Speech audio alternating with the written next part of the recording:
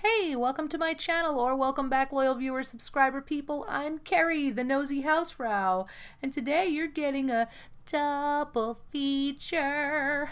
I have things I have to point out about the Mango Tea video regarding Vidcon that he just posted a little while ago, or I guess after I posted my other video.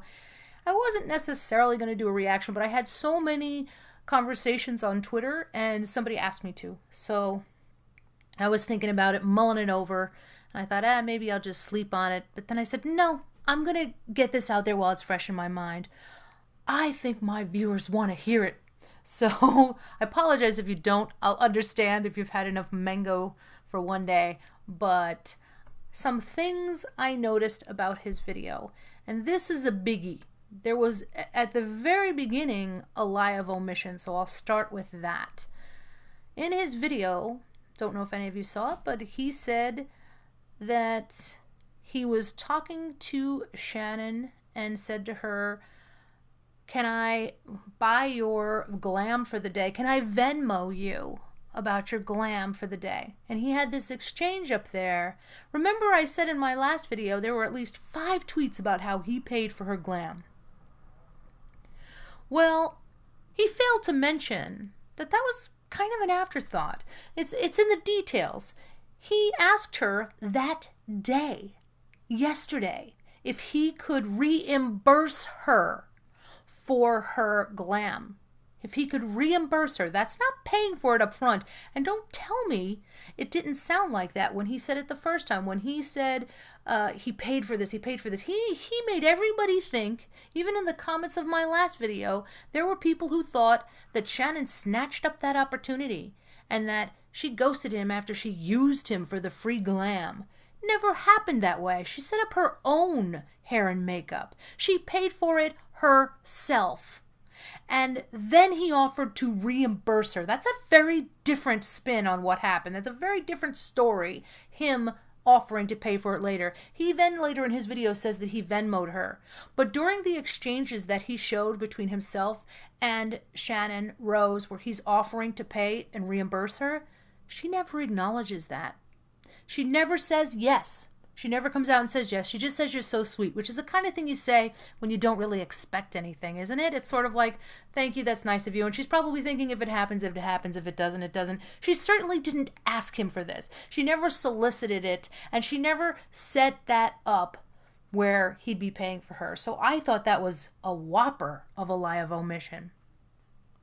Another thing that confused me in Mango's video was that at the beginning he talked about the texts that happened yesterday, one of them being, can I Venmo you? This is on me, babe. Right after he says that, he says, next message reads, and he says next message, and then says, I'm sitting here with my videographer and I feel like an idiot. Now he has said, to review, right after the Venmo tweet, next message reads. Now I don't know if this was just something he missed in editing, but at about 23:01 in the video, I took a screenshot because I couldn't help noticing that, in fact, that couldn't have been the next message. I don't know why he left it that way or why he said that, but in fact there are at least 4 other messages in between. There have to be, because I can see them on the screen before the actual sitting here with my videographer feeling like an idiot. He makes it sound like that was right after the Venmo thing, that it went from that to that, when in fact there could have been so many little, like, you can find me here, blah blah blah, all these other little messages that were blowing up Shannon's phone while she was with fans. Probably had her turn off her phone, and she probably never read that message till much later. I am not saying that ghosting someone is okay, but there are reasons people do this, not excuses, but reasons. There could be reasons she did this. It doesn't make it right.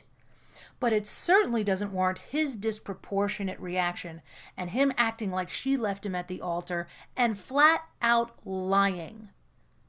A lot of people felt that Stephen was taking a page from Nikocado Avocado and throwing in that, I love her so much kind of thing. And although I do see shades of Nikocado, I also think that he copied Toddy Westbrook when he plugged Shannon's book. That was his I love her so much, I can't even bring myself to say anything bad about her. It just, look how much I love this person and they broke my heart. That had Toddy Westbrook written all over it because that was something that really garnered her a lot of sympathy. And in her case, I believe it was sincere, that she continued to love James after what happened to her. That just made people all the more rally for her. And I believe that Stephen was trying to get support when he said, look what she did to me, and I'm still plugging her book. I just can't find it in my heart, was the message there. He said, I don't even know why I'm doing this after what this person did to me, with that big smile on his face. If there's anything I've learned from these situations, it's that you have to treat your commitments as just as important, even if they're more important to the other person than they are to you. That is to say, it's not okay to ghost someone.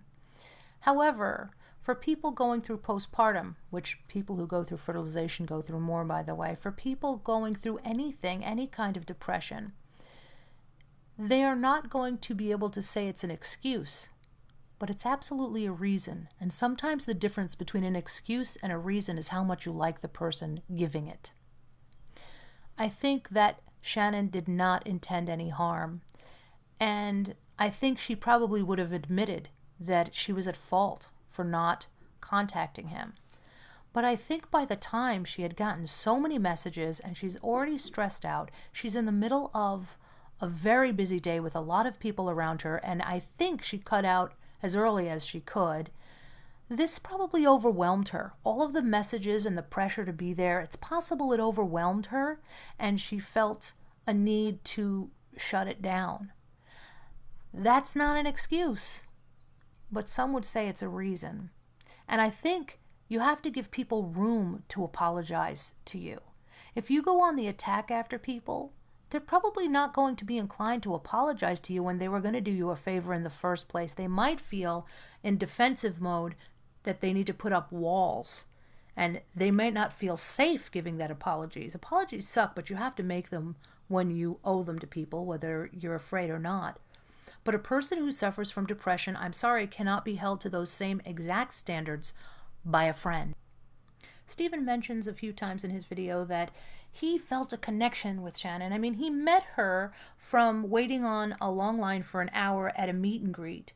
And when he first met her, she was so nice to him that she immediately gave him her number. He was telling her, that, of course, that he's a YouTuber, and she wanted to be supportive of him. He made that very clear, of course, and to him, this was something he could do for his channel. He even said, this would be huge for me. He has said he texted her that, I'm your Make-A-Wish person because I have no subscribers. So he was excited about what she could do for him. He had only met her a few times briefly, so it's not like they did have this deep, deep connection. She was just being very nice to him and doing him a favor, and I have a feeling he might have been a little pushy about that. He is very ambitious, and I've described that ambition as a tornado destroying everything in its path, much like with a few other YouTubers. But in this case, I feel like she wasn't so much a friend to him, because if she was, he would have seen her more as having reasons and wouldn't have gone right to, you disappointed me, these are excuses, and there's no excuse, and acting like she left him at the altar. So I really feel, sorry, that's Kaya clicking around me, sorry. She just went out, but she just wants attention, and she's on the hardwoods. So what I was saying was, Stephen made it sound like he really just wanted to see her for her, but that's not the case. Remember, he tweeted out, like, I went here for the, for seeing you. I spent $1,000 to see you. Well, in his video, he says, obviously I didn't just go to see her. Well, we know that because you stayed there 3 days, and she was only there on the last day. So you didn't have to go all 3 days. You're talking like you're broke. And the one thing I took a screenshot of that he didn't read says the exact opposite. And I labeled this one particularly funny because I found it particularly funny. It says, honestly, Channon, I am so disappointed right now. I got a room at the Sheraton for $500. I spent over $200 on my pass to come here. I arranged Jeff to work from home to be with the dogs.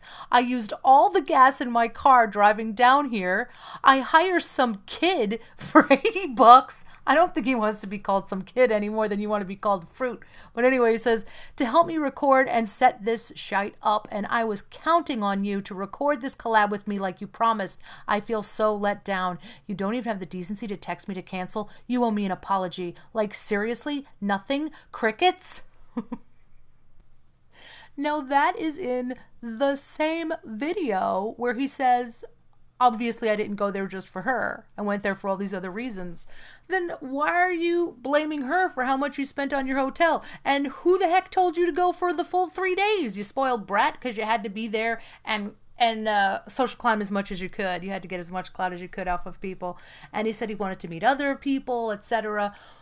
Why do I think his main interest was in the larger channel? He's every bit as class conscious as he accuses her of being. I've never seen him collab with, mention, or even talk about or put in title smaller channels, unless it's to tell you how much smaller they are if he didn't like them, like he did with Dustin.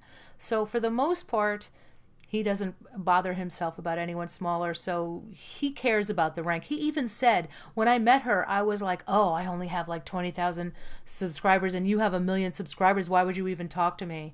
Why would you think that? It would never occur to me that someone with 1 million subscribers shouldn't talk to me. You're on YouTube. Who cares how many subscribers you have? I mean, I swear these people think they're rock stars. Another exchange that Stephen shared was when he was talking to Channon and she was trying to work out the logistics on text, saying, well, my mom is here and she could always watch the baby. She was like trying to work that out. And he immediately, instead of saying, it sounds like she's struggling and are you sure this is not a bad time? He says, oh, our second video can be me watching the baby for 24 hours. Does he have any idea what it's like to be a new mother? I don't think so. She only met him a couple of times and now he's going to babysit her baby 24. He literally inserted himself into watching her baby for 24 hours. I thought that was a little pushy and a little presumptuous. That's the most precious thing in the world to her. She just met you. It's like Stephen only speaks one language, thirsty. Immediately, he went to a place of, how am I going to exploit this baby for my career? Hey lady, give me your kid. Uncle Mango's here. And probably the most obnoxious thing in his whole video was when he said her calling him Fruit Kid, something that refers to him being Mango, and something he put on his Twitter, is derogatory to a gay man like himself. Yes, he did. He went there. He played that card and exploited his own community to further his career, just to get the LGBTQ vote. That's what he did. There isn't a person with a brain who thinks that Channon was saying something homophobic. Something I have found in situations like this is that if somebody is struggling with mental health or any kind of addiction or any other issue, you can expect them to do the wrong thing from time to time, if not often. And you have to decide if you're going to see what happens as excuses or reasons. And I really think it would go a long way for Stephen Mango's credibility if he would stop using the exact tactics he condemns Scientology for. Going for someone's jugular, talking about exposing them, smugly taunting them, saying, oh, I can go on with my story if you don't apologize. Where have we seen that before?